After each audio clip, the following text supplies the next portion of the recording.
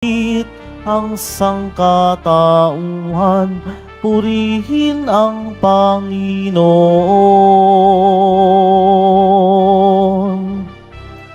Papuri sa kaitaasan,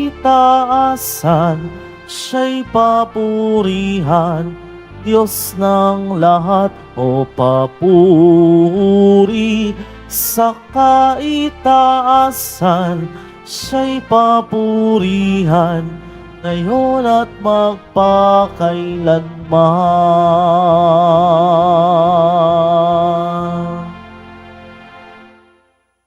Simulan po natin ang pagdiriwang sa ngalan ng Ama at ng Anak at ng Espiritu Santo. Amen.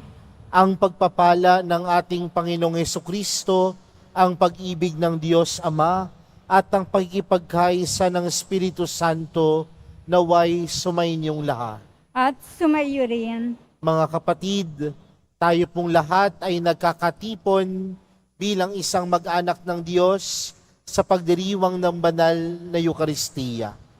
At upang tayo po ay maging karapat-dapat gumanap sa banal na pagdiriwang na ito, alalahanin po natin ang ating mga pagkukulang at nagawang pagkakasala. At buong kababaang loob po tayong humiling ng awa at pagpapatawad mula sa Diyos.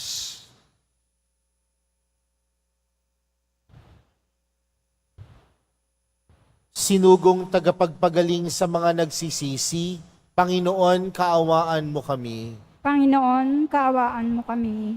Dumating na tagapag-anyayang mga makasalanan ay magsisi, Kristo, kaawaan mo kami. Kristo, kaawaan mo kami.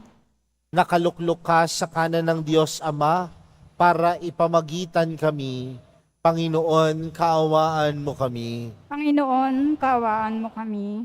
Kaawaan tayo ng makapangyarihang Diyos, patawarin tayo sa ating mga kasalanan, at patnubayan tayo sa buhay na walang hanggan. Amen.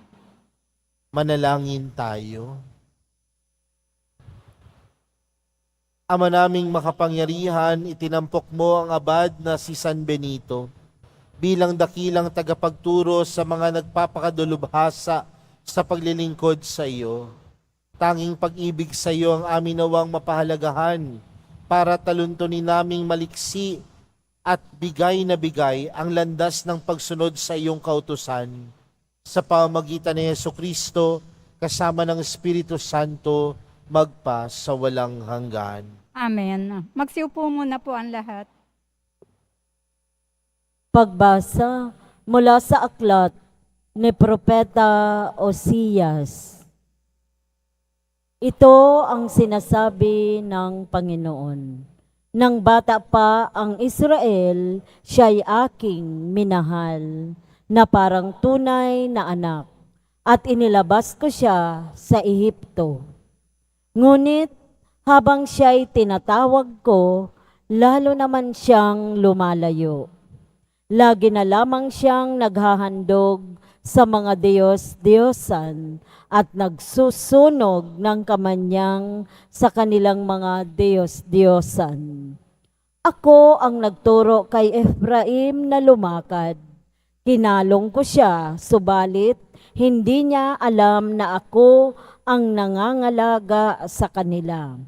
Pinatnubayan ko sila ng buong pagmamalasakit at pagmamahal. Ang katulad ko'y isang nag-aalis ng busal sa kanilang bibig, at yumuko ako upang sila'y mapakain. Nagtatalo ang loob ko at nananaig sa aking puso ang malasakit at awa. Hindi ko ipinadarama ang bigat ng aking puot. Hindi ko na muling sisirain ang Ephraim, sapagkat ako'y Diyos at hindi tao, ang banal na nasa kalagitnaan ninyo, at hindi ako naparito upang magwasak. Ang salita ng Diyos. Salamat sa Diyos. Poon kami yung iligtas at ang lawan ng iyong sinag. Poon, kami iyong iligtas at ang lawan ng iyong sinag. Pastol ng Israel, kami ay pakinggan. Mula sa trono mong mga kerubin, kami ay tulungan. Sa taglay mong lakas, kami ay iligtas at tubusin sa hirap. Poon, kami iyong iligtas at ang lawan ng iyong sinag. Ika'y manumbalik, O Diyos na dakila, pagmasdan mo kami mula sa itaas. At sa punong ito'y muling pagyamanin at iyong iligtas. Lumapit ka sana, ang puno ng ubas na itinanim mo ay iyong iligtas. Yaong punong yon na pinalagumot, iyong pinalakas. Poon, kami iyong iligtas at ang lawan ng iyong sinag. Magsitayo na po ang lahat.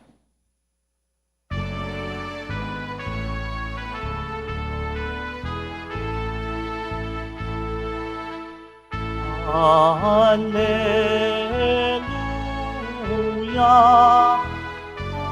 Alleluia, Alleluia,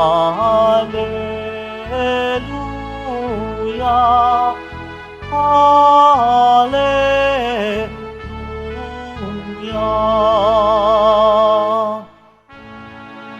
Ang Diyos ay maghahari na. Talikdan ang tanang sala, manalig sa balita niya. Alleluia, Alleluia,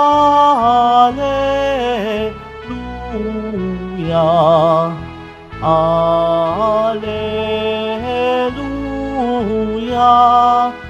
Alleluia.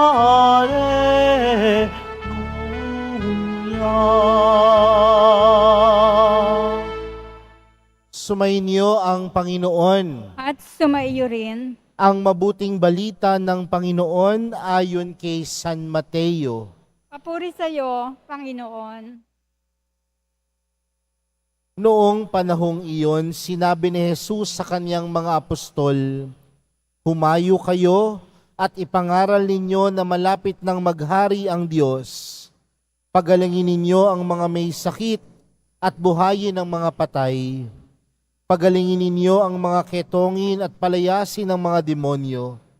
Yamang tumanggap kayo ng walang bayad, magbigay naman kayo ng walang bayad. Huwag kayong magdala ng salapi, maging ginto, pilak o tanso sa iyong mga lukbutan. Huwag din kayong magdala ng supot sa iyong paglalakbay, ni bihisan, pampalit na panyapak o tungkod, sapagkat ang manggagawa ay may karapatan sa kanyang ikabubuhay. At saan mang bayan o nayon kayo dumating, humanap kayo ng taong karapat-dapat pakituluyan at manatili kayo roon habang kayo'y nasa lugar na iyon. Pagpasok niyo sa bahay, sabihin ninyo, maghari nawa ang kapayapaan sa bahay na ito.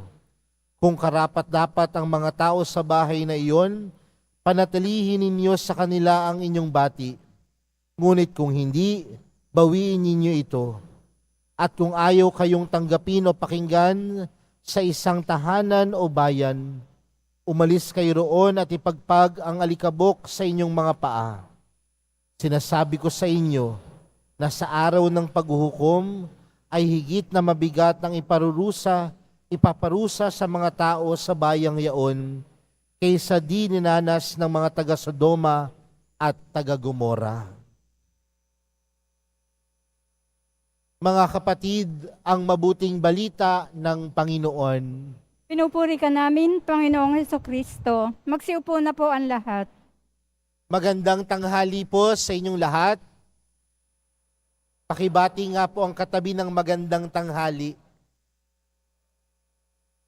Isang bagay po marahil ang hindi natin matatanggi, at ito po ang bagay na kung saan ang Diyos ay tunay na mapagmahal.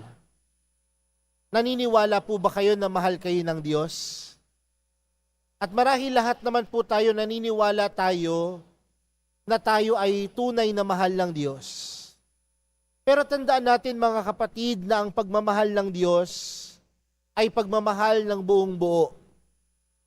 Walang kondisyon, walang kung ano-ano, at higit sa lahat, walang hinihintay na kapalit. Ang pagmamahal sa atin ng Diyos, buong buo, walang kondisyon, at walang hinihintay na kapalit.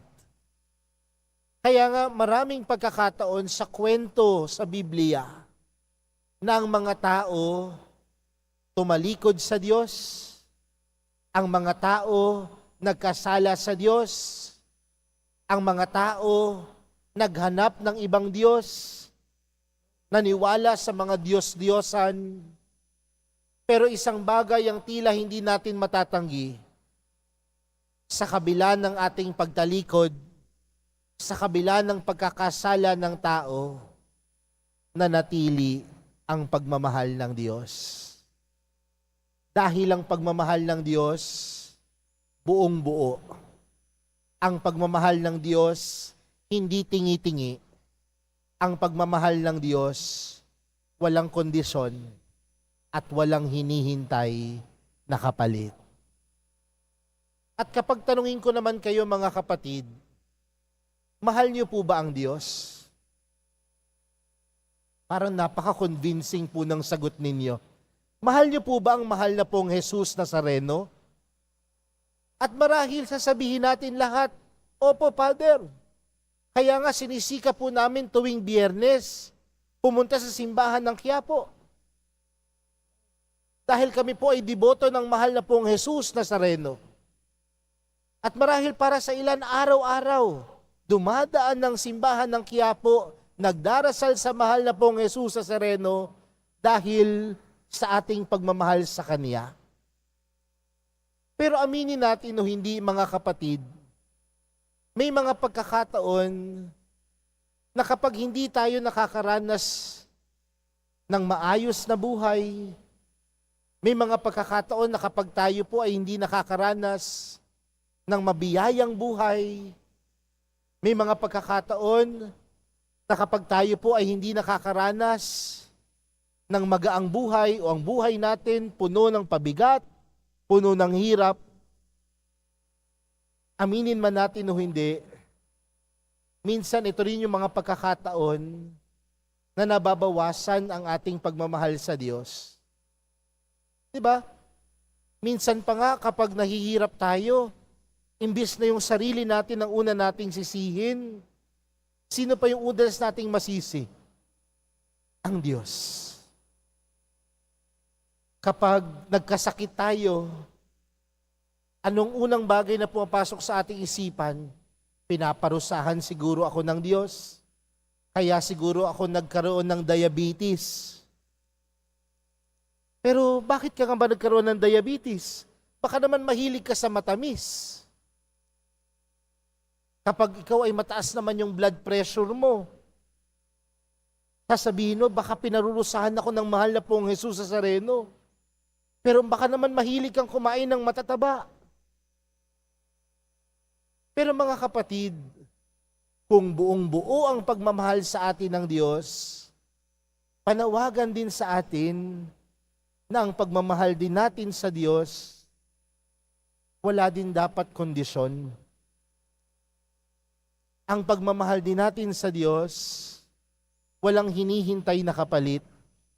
At sasabihin natin, mahal na pong Jesus Nazareno, mahal kita, dapat hindi ako mahirapan sa buhay ko. Hindi. Dahil higit sa lahat, ang tunay na pagmamahal, walang kondisyon. Ang tunay na pagmamahal, walang hinihintay na kapalit. Kundi ang tunay na pagmamahal, ibinibigay ang lahat. At kasama sa pagbibigay ng lahat ay ang pagtitiwala sa Diyos. Kung mahal mo ang Diyos, Kung mahal mo ang mahal na pong Jesus Nazareno, magtiwala ka. At pagkatiwalaan mo ang pagmamahal sa iyo ng Diyos. Dahil ang pagmamahal ng Diyos, tandaan mo, buong buo.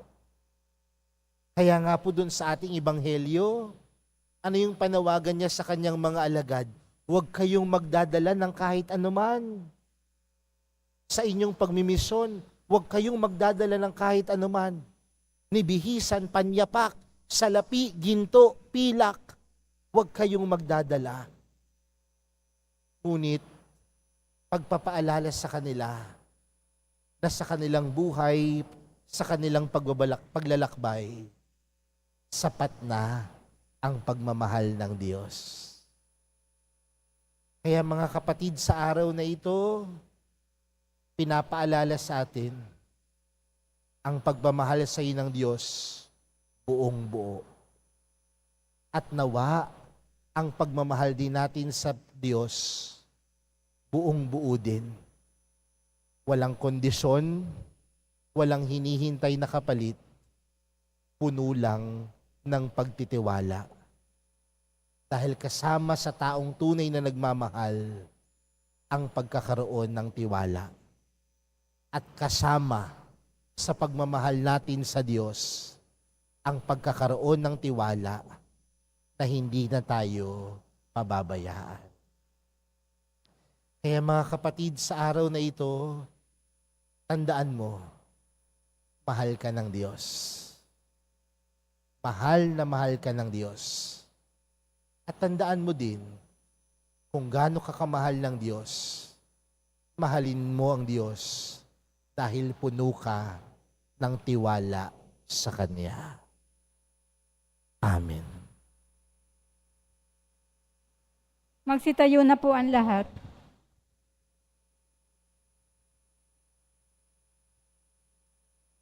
Minamahal kong mga kapatid, tayo ay kabahagi sa walang hanggang plano ng Diyos. Pinili ni Kristo ang bawat isa sa atin sa dahilang tanging siya lamang ang nakababatid. Itaas natin ang ating mga panalangin sa Diyos na siyang nangangalaga sa atin. Ang ating panalangin, mapagbigay na Diyos, pakinggan mo kami. Mapagbigay na Diyos, pakinggan mo kami. Ang simbahan, naway patuloy na mag-anyaya at magsugo ng marami pang misyonero upang ipahayag ang kaligtasan ng Diyos. Manalangin tayo. Mapagbigay na Diyos, pakinggan mo kami. Ang mga taong nalilito o kulang sa paggalang sa sarili, naway maunawaan ang plano ng Diyos para sa kanila. Manalangin tayo. Mapagbigay na Diyos, pakinggan mo kami. Yaong mga tumatanggi sa mga tagapagdala ng mensahe ng Diyos at sa katotohanang kanilang taglay, naway makadama ng habag ng Diyos. Manalangin tayo. Mapagbigay na Diyos, pakinggan mo kami. Yaong may malubhang karamdaman, naway tanggapin ng bukas loob ang sakramento ng pagpapagaling at pakikipagkasundo. Manalangin tayo. Mapagbigay na Diyos, pakinggan mo kami. Ang mga tapat na namayapa, naway makapiling ni Kristo sa huling hantungan ng kaluwalhatian ng kanyang paghahari. Manalangin tayo. Mapagmahal na Diyos, pakinggan mo kami. Ama ng aming Panginoong Hesukristo, inampon mo kami bilang iyong mga anak. Tulungan mo kaming pahalagahan ng maraming biyayang ito habang itinataas namin sa iyo ang aming panalangin sa pamamagitan ni Kristo na aming Panginoon. Amen. Magsiupo muna po ang lahat.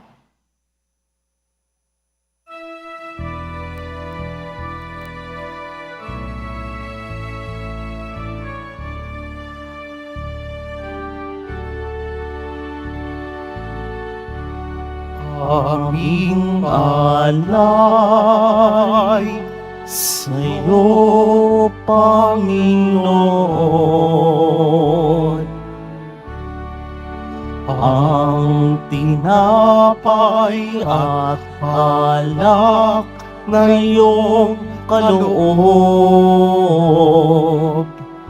upang gunitain ang iyong buhay na inialay nang tayo'y magdiwang bilang isang sambayanan. Magsitayo na po ang lahat. Manalangin po kayo mga kapatid upang ang paghahain natin ay kalugdan ng Diyos amang makapangyarihan.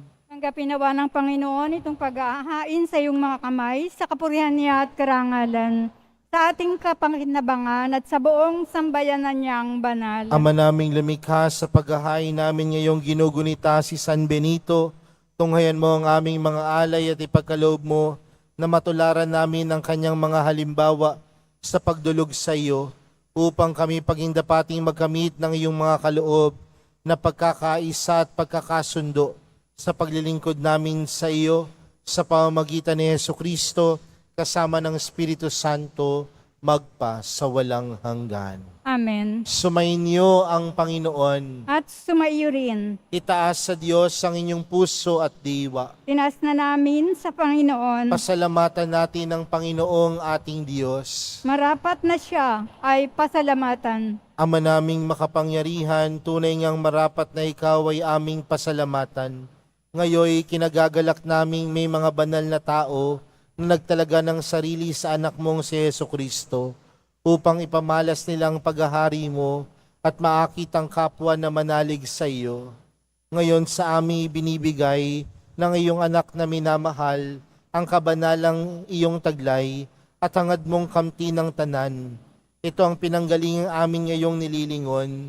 Dito mo rin nais na kami makarating at humantong. Kaya kaisa ng mga anghel na nagsisiawit ng papuri sa iyo nang walang humpay sa kalangitan, kami nagbubunyi sa iyong kadakilaan. Santo, Santo, Santo, Panginoong Diyos ng mga hukbo, napupuno ang langit at lupa ng kadakilaan mo. O sana sa kaitaasan, pinagpala ang naparirito sa ngalan ng Panginoon. O sana sa kaitaasan, magsinuhod po ang lahat. Ama naming banal, ikaw ang bukal ng tanang kabanalan. Kaya't sa pamagitan ng iyong Espiritu, gawin mong banal ang kaloob na ito upang para sa amin maging katawan at dugo ng aming Panginoong Hesukristo. Bago niya pinagtiis ang kusang loob na maging handog, hinawakan niya ang tinapay, pinasalamatan kaniya, pinaghati-hati niya iyon, iniabot sa kanyang mga alagad at sinabi, tanggapin ninyong lahat ito at kanin. Ito ang aking katawan na ihahandog para sa inyo.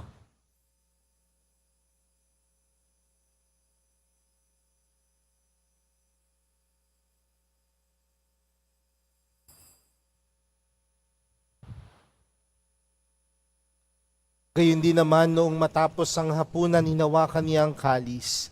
Muli kanyang pinasalamatan. Iniabot niya ang kalis sa kanyang mga alagad at sinabi, tanggapin ninyong lahat ito at inumin. Ito ang kalis ng aking dugo, ng bago at walang hanggang tipan. Ang aking dugo na ibubuhos para sa inyo at para sa lahat, sa ikapagpapatawad ng mga kasalanan. Gawin niyo ito sa pag-alala sa akin.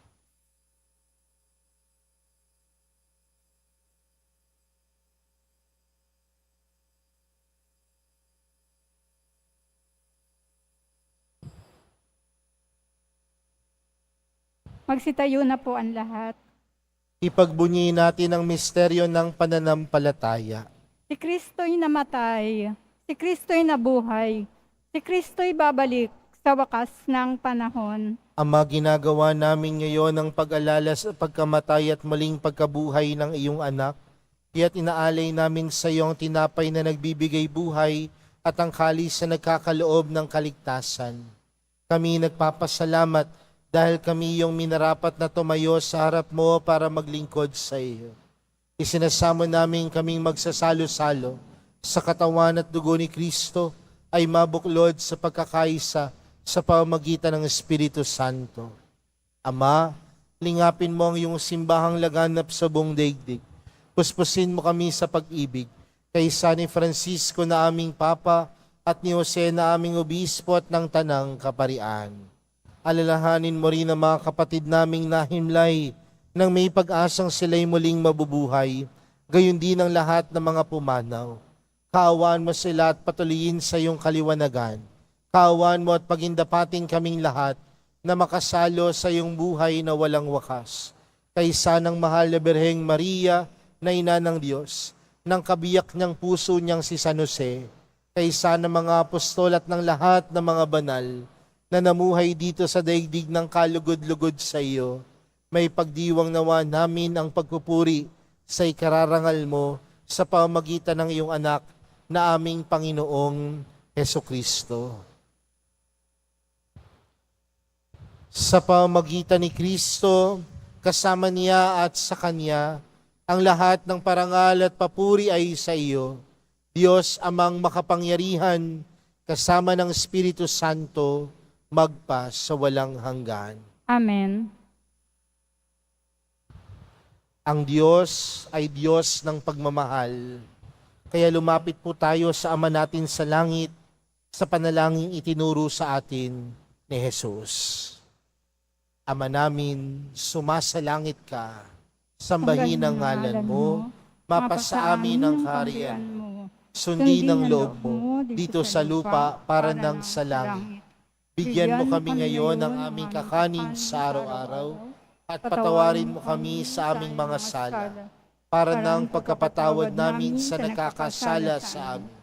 At huwag mo kami paintulot sa tukso, at iadya mo kami sa lahat ng masama. Hinihiling po namin kami adya sa lahat ng masama, pagkalooban ng kapayapaan araw-araw, iligtas sa kasalanan at ilayo sa lahat ng kapahamakan, samantalang aming pinananabikan ang dakilang araw ng pagkapahayag ng tagapagligtas naming si Hesukristo. Sapagkat iyo ang kaharian at ang kapangyarihan at ang kapurihan magpakailanman. Amen. Panginoong Hesukristo, sinabi mo sa iyong mga apostol, kapayapaan ang iniwan ko sa inyo, ang aking kapayapaan ang ibinibigay ko sa inyo.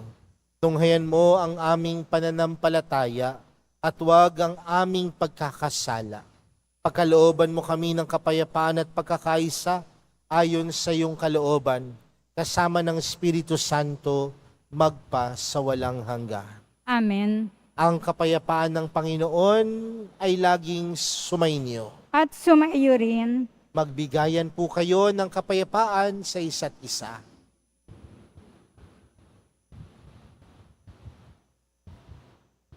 Kordero ng Diyos, na nag-aalis ng mga kasalanan ng sanlibutan, maawa ka sa amin. Kordero ng Diyos, na nag-aalis ng mga kasalanan ng sanlibutan, maawa ka sa amin. Kordero ng Diyos, na nag-aalis ng mga kasalanan ng sanlibutan, ipagkaloob mo sa amin ang kapayapaan. Magsiluhod po ang lahat.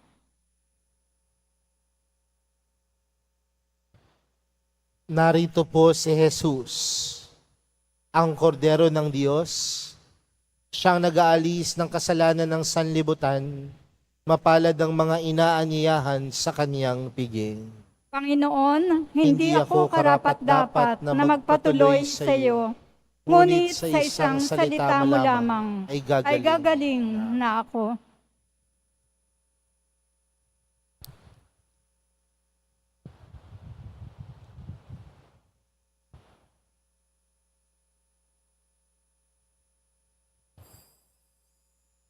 Para po sa lahat ng tatanggap ng banal na komunyon, sasagot po tayo ng amen pagkasabi ng pari o ng lay minister ng katawan ni Kristo.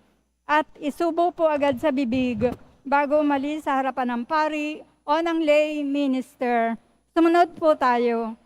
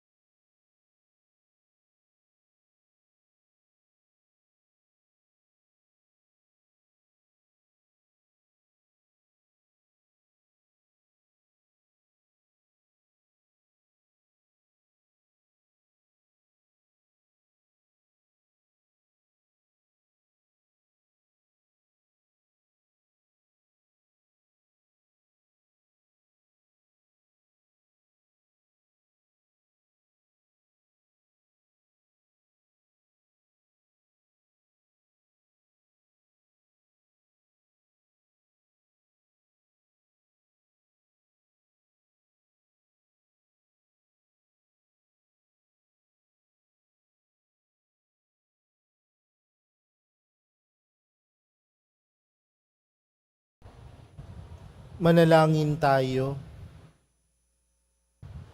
Ama naming mapagmahal, ngayong aming napagsaluhan ang haing nagbibigay buhay, aming hinihiling na maganap namin ang itinuturo ni San Benito para sa matapat na paglilingkod sa iyong gawain at sa pagmamahalan sa isa't isa bilang magkakapatid sa pamamagitan ni Jesucristo kasama ng Espiritu Santo magpa sa walang hanggan. Amen.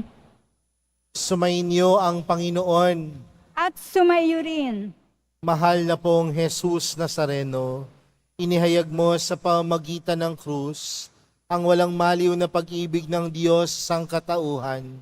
Pakinggan mo ang kahilingan ng iyong angkan na nagsusumamo sa iyo. Makamtanawa nila ang iyong katugunan at tanggapin ng kasagutan na may utang na loob na tinatanaw. Basbasan din po ninyo ang mga daladala nilang mga imahen at dasalan. Sa pamamagitan ng bendisyon na ito, naway maalala nilang mga pangako nila noon sa binyag, na ikaw ang kanilang iibigin at paglilingkuran bilang Panginoon, magpa sa walang hanggan. Amen. At pagpalain po kayong lahat ng makapangyarihang Diyos, Ama, Anak at ng Espiritu Santo. Amen. Humayo kayong taglayang kapayapaan ng pong Jesus Nazareno. Salamat sa Diyos.